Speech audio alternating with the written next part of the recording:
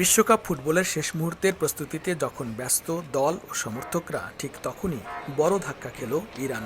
শেষ মুহূর্তে এসে দলটির সমর্থকদের জন্য ফিফা নিয়ম অনুযায়ী বরাদ্দকৃত ৮% টিকিট বাতিল করা হয়েছে বলে অভিযোগ ইরান ফুটবল ফেডারেশনের। সংস্থাটির দাবি, যুক্তরাষ্ট্রের স্টেডিয়ামগুলোতে ইরানি দর্শকদের উপস্থিতি বাধাগ্রস্ত করতেই উদ্দেশ্যপ্রণোদিতভাবে এই টিকিট প্রত্যাহার করা হয়েছে, যা আন্তর্জাতিক ক্রীড়ানীতির চরম পরিপন্থী।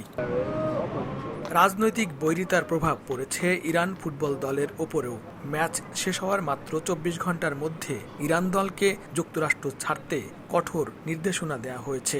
এ কারণে যুক্তরাষ্ট্রের মাটিতে বেস ক্যাম্প করতে না পেরে পাশের দেশ মেক্সিকোর তিওয়ানা শহরে নিজেদের সাময়িক আস্তানা বানাতে বাধ্য হয়েছে দলটি।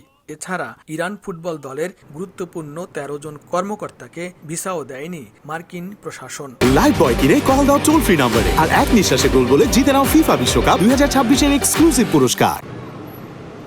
এমন পরিস্থিতির মধ্যেই জি গ্রুপে থাকা ইরানকে তাদের বিশ্বকাপ মিশন শুরু করতে হচ্ছে।